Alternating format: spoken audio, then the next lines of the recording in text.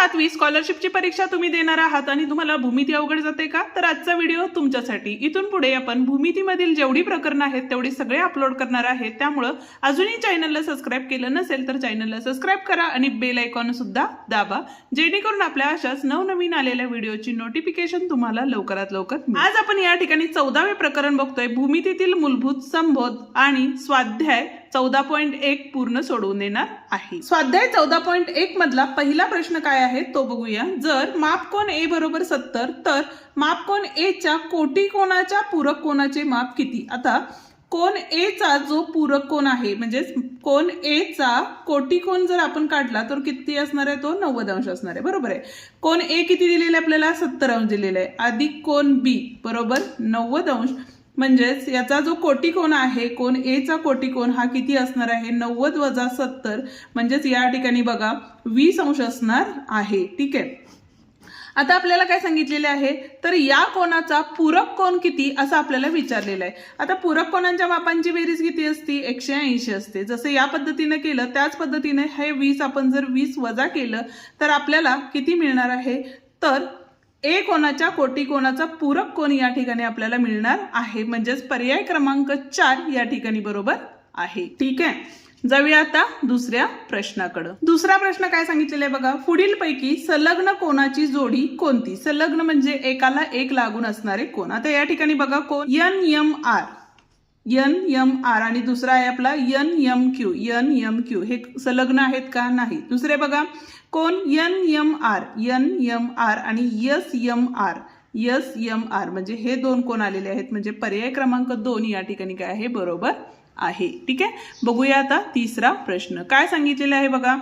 63 अंश मापाच्या कोनाचा कोटी कोनाचे माप किती असं जर विचारलं तर 90 मधून तो जर कोन वजा केला तर आपल्याला काय मिळतो? 63 चा कोटी कोन मिळतो. म्हणजे या ठिकाणी झाले 10, या ठिकाणी झाले 8, 10 न 3 गेले 7 राहिले आणि या ठिकाणी 2, म्हणजे 27 अंश हे काय असणार आहे? 63 अंशाचा जो कोन आहे त्याचा कोटिकोन असणार आहे. कोटिकोन म्हणजे काय? तर दोन कोनांच्या मापांची बेरीज ही किती असते? 90 अंश असते. आणि पूरक कोन म्हणजे ज्या दोन कोना मापांची बेरीज ही किती असते? 180 अंश असते. म्हणजे A हा B चा आणि B हा A चा कोटिकोन झाला आणि या ठिकाणी हे एकमेकांचे पूरक कोन झालेले आहेत. ही कन्सेप्ट लक्षात ठेवा म्हणजे तुम्हाला काही अडचण येणार नाही. चौथा प्रश्न काय सांगितलेला आहे बघा. y वजा 20 आणि y अधिक 30 अंश हे एकमेकांचे कोटिकोन आहेत. म्हणजेच काय लिहू शकतो बघा इथं? y वजा 20 अधिक y अधिक 30 बरोबर 90 अंश. आता पहिल्यांदा काय करूया? y ची किंमत काढून घेऊया. तर प्रत्येक कोनाचे माप पुढीलपैकी कोणते असं विचारलेलं आहे. म्हणजे त्याआधी y ची किंमत काढावी लागेल. y 2y झाले. बरोबर आहे. अधिक वजा वजा मोठ्या संख्येचं चिन्ह, 30 मधनं 20 गेले 10 राहिले, इथं आले 90. म्हणून 2y बरोबर 90 वजा 10 झाले. म्हणून 2y बरोबर 80 आले. y बरोबर किती आले? या ठिकाणी 40 आलेलं आहे. ठीक आहे. आता पहिला कोन जो होता तो काय होता आपला? तर y वजा 20 म्हणजेच काय झाले बघा. तर 40 वजा 20 झाले. तर या ठिकाणी 20 हा कोन आलेला आहे. आणि दुसरा कोन काय होता आपला? तर y अधिक 30 होता.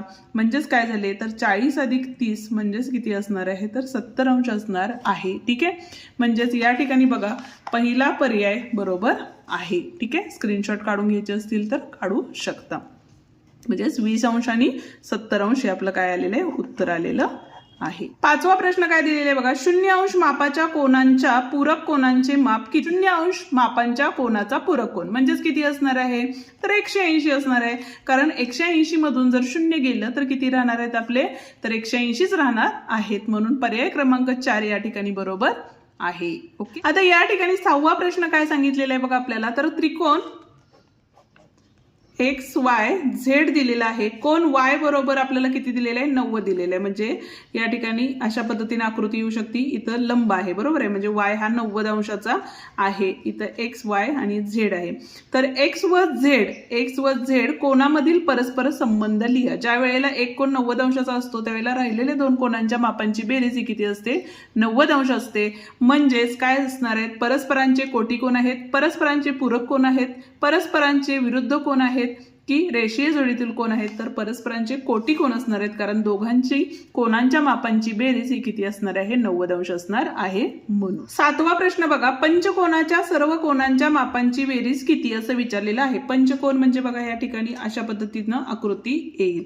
आता पहिली गोष्ट तर काय करायचं आपल्याला, यामध्ये किती त्रिकोण तयार होतात ते बघायचं आहे. ठीक आहे, म्हणजे 1 2 आणि 3 त्रिकोण तयार झाले.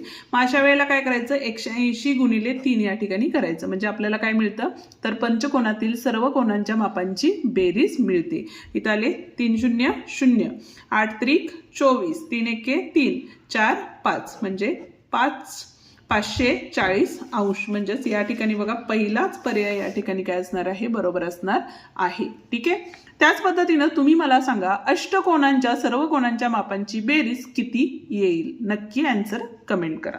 8वा प्रश्न काय सांगितलंय बघा, तर सोबतच्या आकृतीमध्ये माप कोन RTU बघा RTU 120 अंश दिलेला आहे आणि S कोन 45 अंश दिलेला आहे. तर R कोन किती असं विचारलेलं आहे. तर आकृतीवरून विचार केला तर बाह्य कोनाचे माप म्हणजेच कोन RTU हे कोन अंतर राहिलेल्या 2 अंतरकोनांच्या मापांच्या बेरजे इतके असते. हा जर नियम आपण या ठिकाणी वापरला तर उत्तर काढू शकतो. हे किती आहे 120 आहे. R कोन काढायचा आहे आणि S किती दिलेला आहे आपल्याला तर 45 अंश दिलेला आहे. इथं बेरीज होती, इकडे गेल्यानंतर वजा झाले म्हणजे 120 वजा 45 अंश बरोबर कोन R. या ठिकाणी काय असणार आहे वजाबाकी केली तर इथं आले 5, 12तनं 5 गेले 7 राहिले आणि 1 0 बरोबर आहे, म्हणजे 75 अंश हे काय असणार आहे याचं उत्तर असणार आहे. म्हणजेच पर्याय क्रमांक 3 या ठिकाणी बरोबर आहे. सोबतच्या आकृतीचे निरीक्षण करा व y ची किंमत काढा. आता या ठिकाणी बघा 4y दिलेला आहे. इथला जर कोन घेतला तर हे दोन काय आहे विरुद्ध कोणाची जोडी असल्यामुळे इथं काय असणार आहे 8y असणार आहे आणि इथला 6y दिले. हे काय झाली रेषीय कोन झाला आणि रेषीय कोणांची जोडी ही किती असते तर 180 अंश असते. म्हणून 4y अधिक 8y अधिक 6y बरोबर किती असणार आहे या ठिकाणी 180. 6 4 10, 10 आणि 8 18y बरोबर 180 अंश आले. म्हणून y बरोबर 180 भागिले 18 तर y बरोबर किती असणार आहे या ठिकाणी 10 हे उत्तर असणार आहे भाग घालवल्यामुळे. त्यामुळे पर्याय क्रमांक 2 या ठिकाणी बरोबर पर्याय आहे.